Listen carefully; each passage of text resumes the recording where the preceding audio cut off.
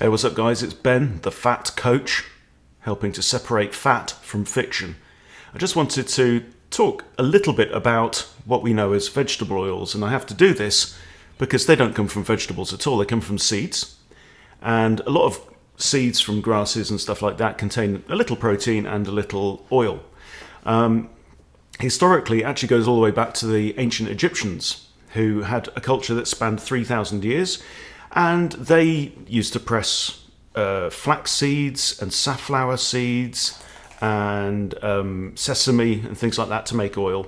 They were very big on grains, they were big on beer, and they liked their oils as well. And what's interesting is that the Egyptians left us a huge number of remains that could be analysed thanks to their interest in mummification. And they've provided us with the first evidence of a lot of chronic diseases. But in addition, their writings actually showed that they understood the symptoms of a heart attack, which is fascinating. In addition, you can also see that when the statues that they made, right, which are always made by rich people, the males in those statues very often were quite tubby, and also showed signs of gynecomastia, so what's known as man boobs. They started growing breasts. Now, why would that be? So then the Egyptian culture disappeared and moved on, and then we kind of fast forward to the 19th century in the United States, where there was a big cotton industry in the South, which had a big surplus of cotton seeds. And very resourceful entrepreneurs in the US found that they could, rather than just being a waste product, they could crush these seeds and extract a kind of oil, which then proved useful for lubricating machinery, burning in lamps. They turned it into soap, and they turned it into candles. And it was obviously completely unsuitable for food use, until some clever chemist came up with a way of getting rid of the horrible foul odour that came off the cottonseed oil.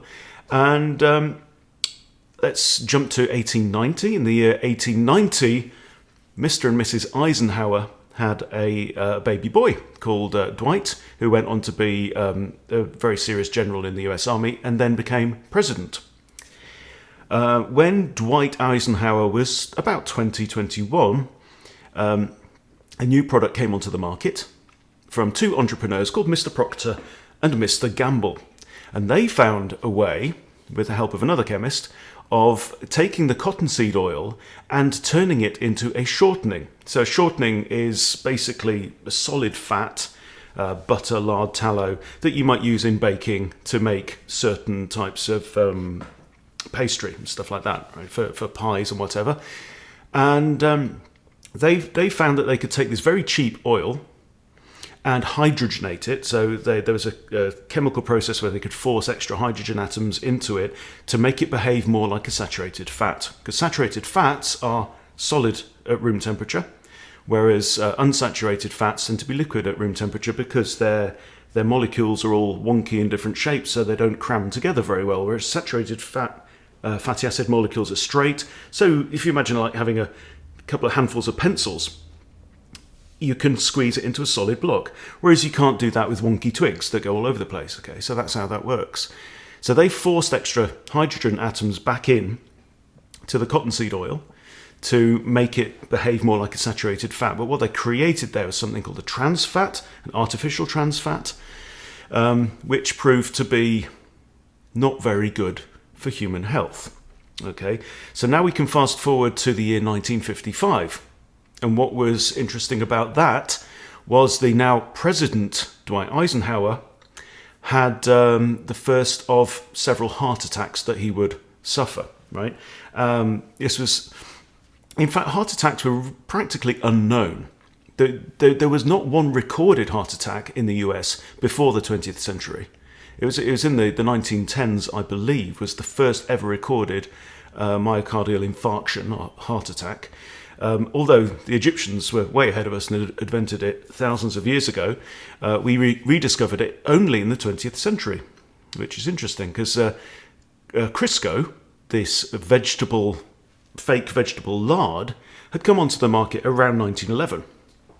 So Dwight Eisenhower has a heart attack in 55, and everybody completely lost their minds. Now, it also happened that Eisenhower did smoke 3 or 4 packs of cigarettes a day. Okay, and that's unfortunate.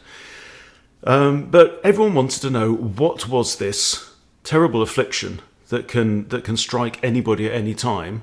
And they wanted an answer. So up stepped a very ambitious, let's say, young scientist by the name of Ancel Keys, who said, I've got an idea. I think it's animal fats, it's saturated fats from animals that are causing this heart disease and leading to heart attacks. And everyone went, oh, that's brilliant, fantastic. Ancel Keys then spent several decades trying to prove his theory, but failed. He was really interested in cholesterol. He fed people loads and loads of high cholesterol foods, couldn't make any impact on their blood serum cholesterol level whatsoever. And he tried experimenting with fats and tried to say that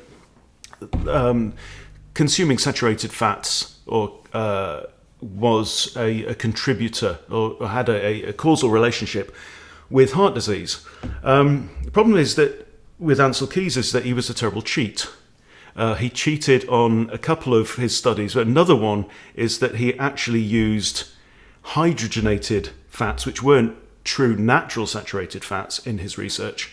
So his results were kind of iffy.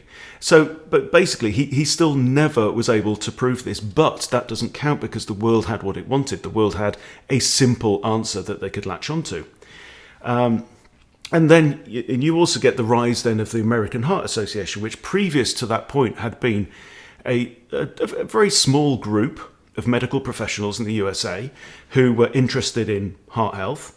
But it was just a little small kind of tin pot group who were then blessed with a donation of over $1 million, an investment, let's say, that came from industry. It came from a certain company called Procter & Gamble, the makers of Crisco, the fake lard. Okay, so they were bankrolled, and then the AHA, the American Heart Association, is now the biggest non-profit in the United States. Okay, and since their inception, they have promoted vegetable-based, plant-based oils as heart healthy. Okay, despite the fact that it isn't, and the evidence isn't there, but they continue to promote that. So there you go. And Ancel Keys was a terrible scallywag, really. That he did lots of experiments, some of which were quite well done. One interesting thing that he did discover was a direct, statistically relevant relationship between smoking and heart disease in one of his many studies. Unfortunately, that didn't suit his ideas, because he really wanted to be seen as the saviour of the modern world. And so what he did was he actually sat on those results, and they didn't come out until the 1980s, which is a shame. He could have saved a lot of lives that way. So, yes, terrible turn of events, really. And then around the turn of the millennium, they finally figured out that trans fats were in fact extremely toxic and very bad for health, and now they've been basically banned in the US anyway. And Crisco had to change their formula to stop using them. So, but what's really fascinating as well is that we really didn't have. There's no link that we didn't have heart disease until we started pressing these seed oils. And why are they called vegetable oils? Because they don't come from vegetables. They come from seeds. They come from oilseed rape, for example, which is where we get canola in the US. Canola is a big brand, and canola stands for Canada oil or Canadian oil. And they were using that in industry, and they had some big factories because they sold a lot of it to the US Army in the Second World War to lubricate the engines of their warships and their tanks and so on. And then the war finished, and they had these factories left over, pumping out this vile stuff. And so they decided to market it as food for humans. And there you go. So Yeah, I mean, there's so much that we can talk about with these oils. I would say that probably the number one, let's say, easiest thing that you can do to improve your health, to prevent chronic disease, and to help get rid of body fat is simply to cut these oils out of your diet completely. Don't buy them in bottles. The difficulty is that they are included in so many other foods as well. So it's actually very hard to avoid them entirely. You basically have to cut out all ultra-processed foods, or get some good glasses and get very good at reading ingredients on the labels. But yeah, very hard to avoid. So the very best thing that you can do is to make your own food from simple ingredients and know exactly what's going into them. So there you go. That's my number one tip for improving your health and for getting rid of body fat. It is relatively easy.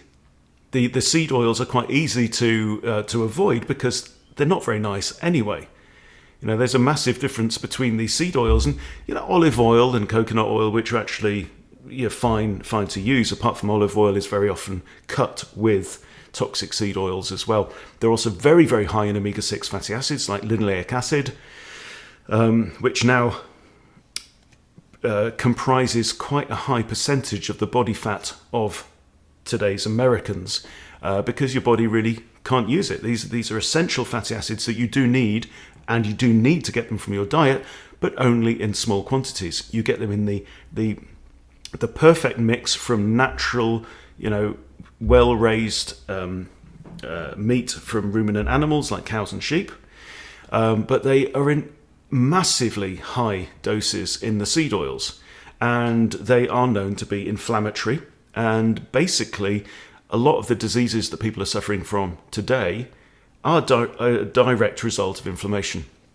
The omega-3 fats kind of counter the omega-6s, but you need them in the appropriate mix of about 1 omega-3 to 2 omega-6s, ideally, something around there, which is what you get from nature, right? But it's not what you get from industrially produced seed oils. So it's a pretty sad state of affairs. But yeah, like I say, these things are actually not very nice at all. You wouldn't sit and drink a cup of that stuff, whereas I think most of us would quite happily chomp down on some bacon fat or even tallow and stuff like that. It's tasty. McDonald's used to fry their chips in tallow, and it was just more expensive. So they switched to so-called vegetable oils, and everyone's getting sick and everyone's getting fat. So there you go, number one tip for 2023. But if you need help getting over all the indoctrination and also getting over your own habits, to retrain your thinking and retrain your habits, then check out thebigfatchallenge.com, and we'll join us on a 90-day challenge, and we'll do it all together. Okay, thanks for watching. See you soon.